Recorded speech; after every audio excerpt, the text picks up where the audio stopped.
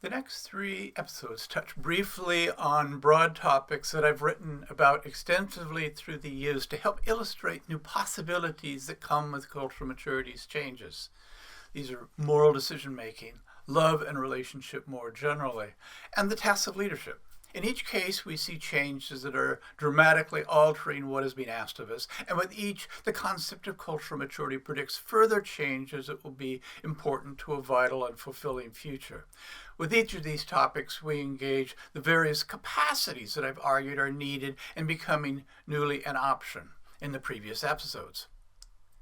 I'll start with moral decision making. People today tend to think about many morally charged concerns such as gender roles and gender identity, racism, capital punishment, or abortion quite differently than they did but a few decades back.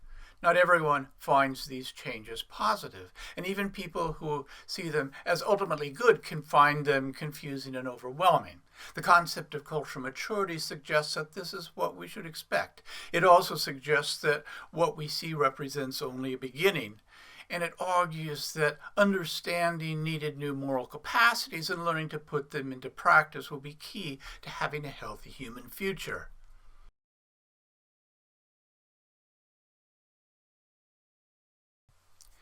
We can think about what is becoming different in terms of 2 dynamics that I noted in introducing the concept of cultural maturity. The first turns our attention to today's marked weakening of traditional moral guideposts. Prior to now in history, culture has provided us with reliable moral absolutes. Today, the sources of such clear guidance, from unquestioned national and ethnic allegiances to once and for all religious beliefs, are losing their historical power. We find contradicting interpretations of these changing realities. People of more conservative bent tend to view them negatively as a loss of social order, or worse, as a sign of impending moral chaos. More liberal types are apt to think of them more positively as an expression of new freedoms, evidence of liberation from past constraining rules. Academics are more likely to view them as today's loss of past cultural guideposts as a reflection of the kind of postmodern cultural narrative that I described in an earlier episode. The concept of cultural maturity suggests a larger picture. I've described how culture has functioned historically like a parent to the lives of individuals. Providing clear moral rules was central to this past parental function. I've also described how our times are requiring and making possible a next, more grown-up chapter in our human cultural story. With cultural maturity, our past need for moral absolutes gradually falls away. We begin to be able to hold the realities of cultural authority and individual identity more systemically. The second recognition turns our attention to how cultural maturity's cognitive changes help us engage ourselves more deeply when making moral choices. I've described how these changes take us beyond the anything goes conclusions of postmodern interpretation. With what I've called integrative meta-perspective, we better step back from our human complexities. We also confront those complexities in ways that are deeper and more complete. When it comes to morality, the cognitive reordering helps us get more directly at what for us makes a choice moral. I'll look at a few key morality-related insights that come with culturally mature understanding, highlight what becomes different with these changes. Each in some way reflect the various new capacities that I've touched on in previous episodes. I've written about each of them extensively in my books.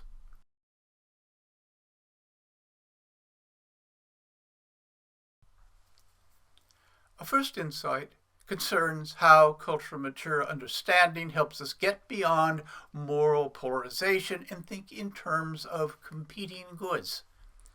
We tend to assume that moral questions require us to distinguish right from wrong.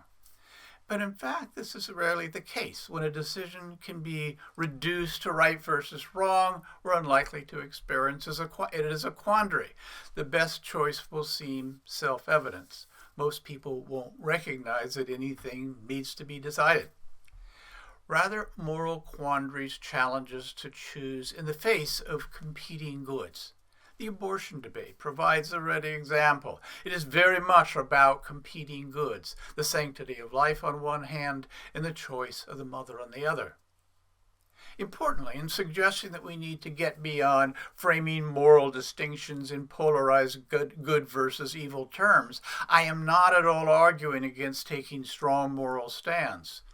In fact, cultural maturity specifically encourages us to take strong moral stands. It also supports us in doing so. Engaging moral questions systemically provides the perspective needed to take moral stands confidently and to do so in ways that will support the greatest good going forward.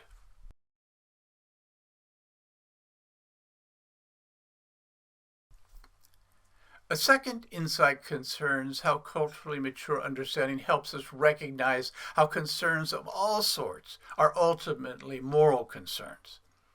In times past, only particular kinds of issues were thought of as moral. Culturally mature perspectives, more systemic vantage, helps us appreciate how questions of all sorts are questions of value and thus moral in their implications. This change affects not just personal moral choices, but also moral choices we must address together. We better recognize, for example, how domains we before thought of as value-free, such as business and science, reflect values as much as domains such as religion or politics, where choices are of a more obviously value-laden sort. If choices made collectively are to ultimately work, they must take into account all the crayons in the systemic box.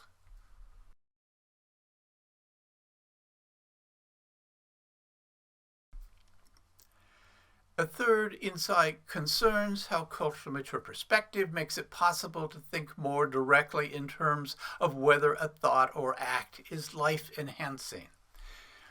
The observations I've made leave us with an essential question. If the task with moral concerns is not just to choose right or wrong, and if questions of all sorts are in the end moral concerns, just what becomes our basis for making moral determinations? What is it we're wanting to measure? Culturally mature perspective suggests that what we ultimately want to determine is the degree an act enhances life. This conclusion requires that we expand how we customarily use language. For example, how we relate to life's opposite, death, is a pertinent consideration, but it describes quite directly what we ultimately want to get at. In a sense, the degree to which an act is life-enhancing is what moral truth has always been about. Culturally specific moral dictates have provided shared one-size-fits-all shorthands for this kind of determination. With cultural maturity changes, it becomes increasingly possible to set shorthands aside. Culturally mature perspectives, more systemic vantage, lets us think more directly in terms of what makes an act moral. We become better able to take into account all that is involved and to articulate where our considerations take us when we include all that makes us alive, and alive in the particular way that makes us human.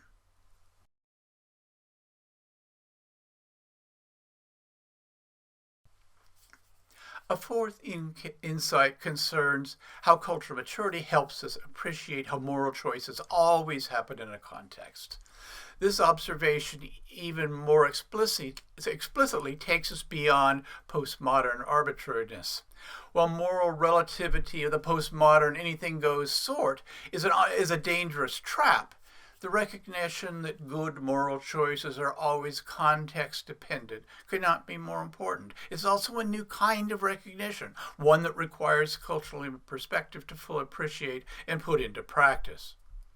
Moral dictates of times past were thought of as eternal, once and for all. They were also thought of as to apply in the same way to everyone. They were one-size-fits-all rules. Culturally mature perspective helps us appreciate that what makes an act life-affirming may be very different depending on its time and place.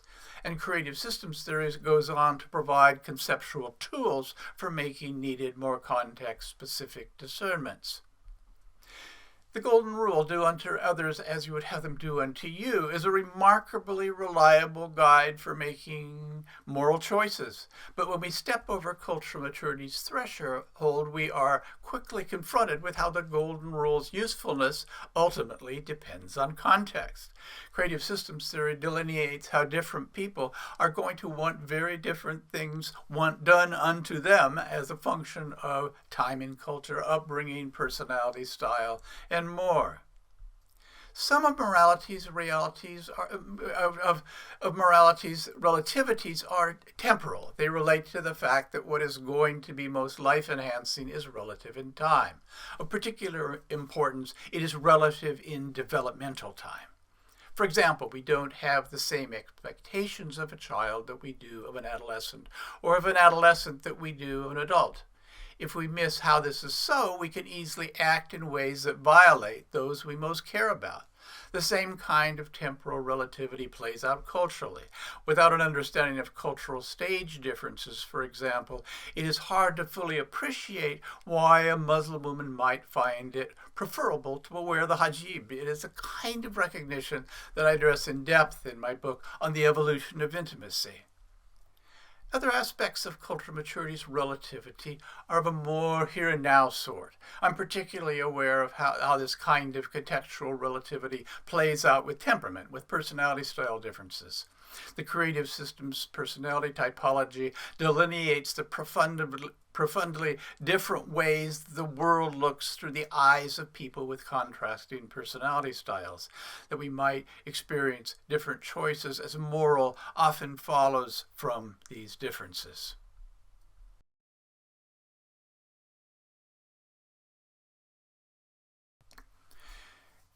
The future is demanding and making possible a new kind of moral maturity. All the capacities noticed in previous episodes play a role. That new moral maturity requires taking greater personal and collective responsibility in our choices. It demands greater comfort with the fact of real limits and with life's very real complexities and uncertainties. And it requires engaging what makes a choice moral more directly in bringing more nuanced and encompassing perspective to our distinctions. All these things become newly possible with cultural maturity's cognitive changes and the more systemic view of the world that results. We again encounter our now familiar apparent paradox. With cultural maturity, the challenges of making good moral choices becomes much greater. And at the same time, there are ways in which this new moral reality makes moral choices, if not simpler, at least more straightforward. The task becomes, as best we are able, to better acknowledge all that is involved and better draw on the whole of ourselves in addressing it. In a particularly consequential way, we again confront today's needed new common sense. Again, I invite your thoughts and questions.